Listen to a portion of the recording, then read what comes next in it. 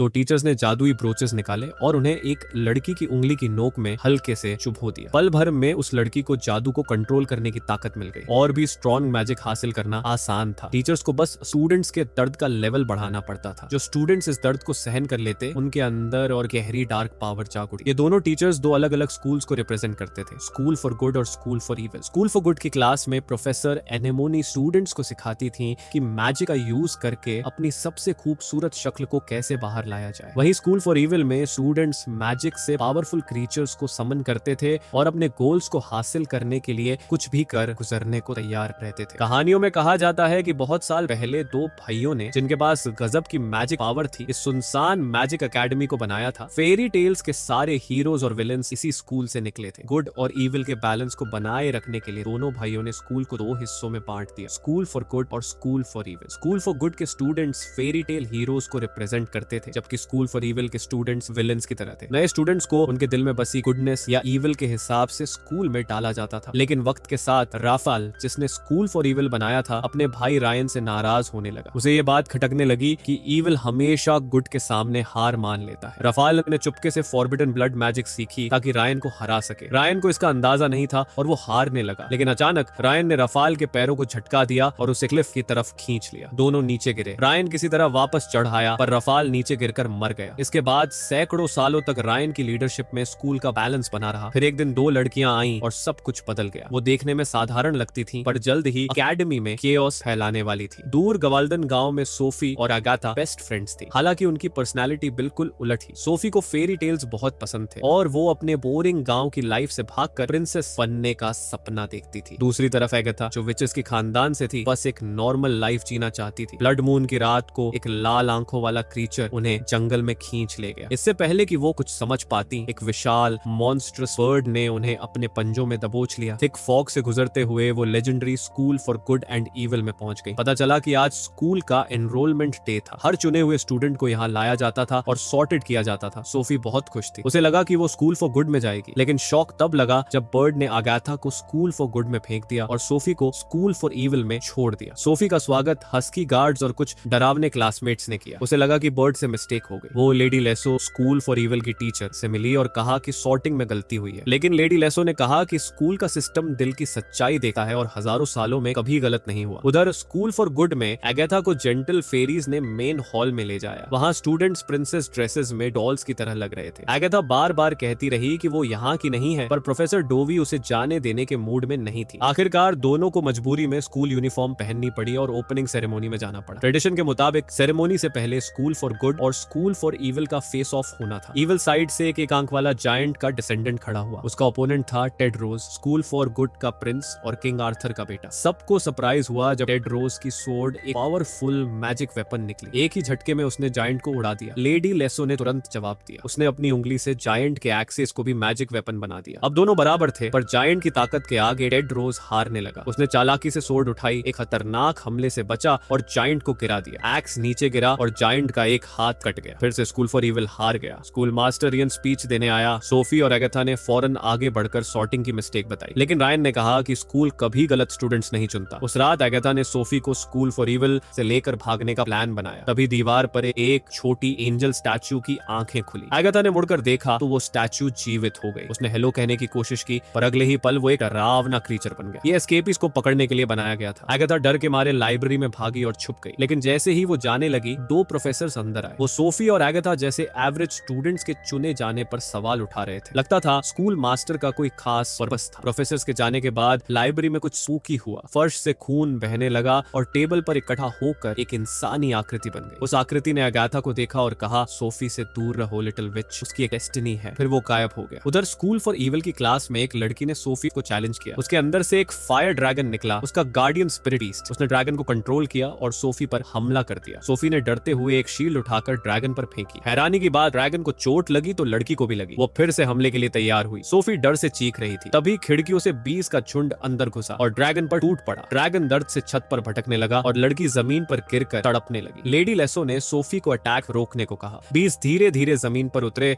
और एक इंसान की शक्ल में बदल गए। ये राफल था, स्कूल फॉर इविल का फाउंडर। लेडी लेसो शॉक्ड थी। राफल, जो सैकड़ों साल पहले मर चुका था, अचानक ऐसे आया और सोफी की मदद क्यों कर रहा था? राफाल ने सोफी को एक विकेट स्माइल दी और 20 पीस बनकर गायब हो गया। स्कूल फॉर गुड में प्रोफेसर डवी स्टूडेंट्स को विशिंग रिवर ले गई। उन्होंने कहा, यहाँ दिल से विश छोड़ने वालों की वो सच हो जाती है। एगाथा ने अपनी उंगली पानी में डाली और आंखें बंद की। अचानक विश थ्रेड्स उसके फिंगर टिप्स पर जमा होने लगे और एक छोटी लड़की की शक्ल बन गई। वो लड़की 100 साल से यहाँ ट्रैप्ड थी, स्टडी में फेल होने की सजा के तौर पर। वो दूसरों की विशेस पूरी करती रही, पर अगाथा की विश थी उसे आजाद करना। लड़की ने अगाथा को धन्यवाद कहा और गोल्डन लाइट बनकर अपनी दुनिया लौट गई। तभी एक मॉन्स्ट्रस बर्ड नीचे आया। सब डर गए, पर वो किसी पर अटैक नहीं करना चाहता था। वो अगाथा के पास गया। उसकी आंखों में सैडनेस थी। वो कभी अगाथा का क्लासमेट था जो फेल होने पर इस क्रीचर में बदल दिया गया था। उसने अगाथा से अपनी सफरिंग खत्म करने की गुहार लगाई, लेकिन टेड रोज ने बिना सोचे अपनी मैजिक सोर्ड उसके सीने में घोंप दी। बर्ड हड्डियों का ढेर बनकर गायब हो गया। टेड रोज को लगा कि उसका हीरोइक डीड अगाथा को इंप्रेस करेगा, पर अगाथा ने उसे मुक्का मार दिया। अगाथा ने प्रोफेसर डोवी से सवाल किए। उसे समझ नहीं आ रहा था कि स्कूल एक स्टूडेंट की लाइफ को सिर्फ फेल होने की वजह से क्यों बर्बाद कर देगा। ये गुडनेस से बहुत दूर था। भारी मन से अगाथा सोफी को लेकर रायन के पास गई और गांव वापस भेजने को कहा, लेकिन सोफी जाना नहीं चाहती थी। वो स्कूल फॉर गुड में जाकर प्रिंसेस बनना चाहती थी। रायन ने कहा कि ट्रू लव का केस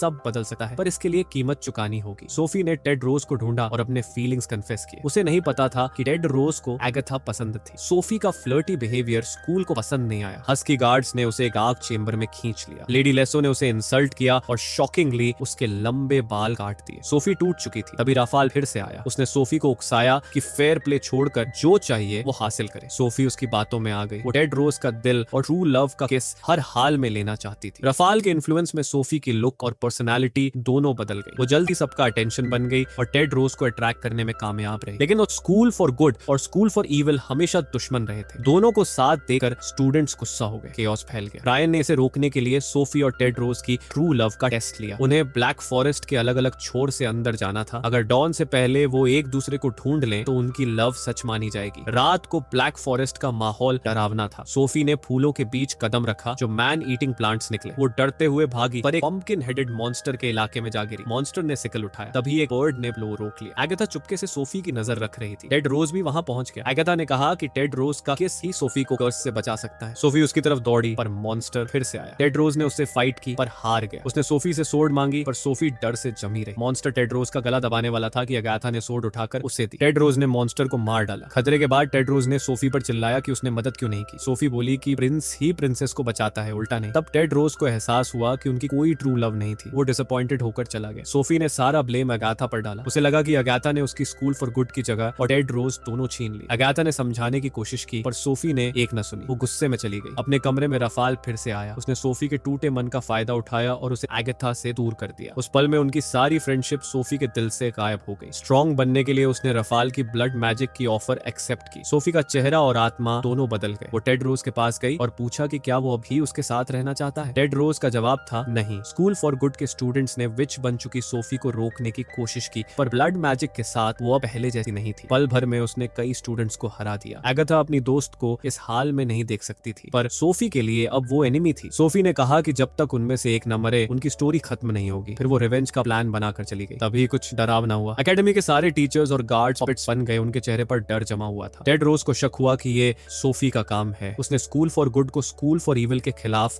फाइट के लिए तैयार किया। उसे नहीं पता था कि यह है सोफी का ट्रैप था। अगाथा ने उसे रोकने की कोशिश की, पर नाकाम रही। वो व्हाइट डव बनकर स्कूल फॉर इविल की तरफ उड़ गई। वहां सब लेजरली डांस कर रहे थे, जैसे कुछ हुआ ही ना हो। असल में वो वेट कर रहे थे स्कूल फॉर गुड के पहले हमले का। अगर ऐसा होता तो गुड डिफेंस इविल अटैक्स का लॉ टूट जाता और इविल स्ट्रॉन्ग हो जाता। टेड रोज ने अपने ग्रुप के साथ स्कूल फॉर इविल पर हमला कर दिया। सोफी ने अपना मैजिक छोड़ा। ऐसा लगा जैसे वो अटैक करने वाली है। टेड रोज के ऑर्डर पर स्कूल फॉर गुड ने पहले स्ट्राइक की। सोफी का प्लान काम कर गया। गुड अब इविल बन गया और इविल को गुड की ताकत मिली। स्कूल फॉर इविल के स्टूडेंट्स पावरफुल हो गए। सोफी जो फिर से ब्यूटीफुल लग रही थी कि दिल में डार्कनेस बरकरार थी। उसने स्कूल फॉर गुड के सारे स्टूडेंट्स को स्कूल फॉर इविल की कॉपीज बना दिया। दोनों साइड्स में जंग छिड़ गई। नई ताकत के साथ स्कूल फॉर इविल ने अपने एनिमीज को हरा दिया। सोफी का अगला टारगेट था रियन को हराकर एकेडमी पर कब्जा करना, लेकिन उसे नहीं पता था कि रियन असल में रफाल था। रफाल सैकड़ों साल पहले मरा नहीं था, उसका भाई रियन मरा था। रफाल ने रियान बनकर एकेडमी को कंट्रोल किया ताकि एक दिन गुड और इविल दोनों पर राज कर सके। इसके लिए उसे किस ऑफ इविल चाहिए था। सोफी उसका परफेक्ट पॉन बन गई। डार्कनेस में डूबी सोफी ने रफाल को वो किस दिया। तुरंत रफाल की पावर फट पड़ी और एकेडमी ढहने लगी। सोफी को एहसास हुआ कि वो यूज हो गई। वो बस उन लोगों को हराना चाहती थी जिन्होंने उसे रिजेक्ट किया, न कि सबको मारना। पर रफाल दुनिया पर राज करना चाहता था। सोफी को रिग्रेट और गिल्ट ने घेर लिया। तभी अगाथा आई। उसके लिए सोफी अभी भी उसकी बेस्ट फ्रेंड थी। रफाल ने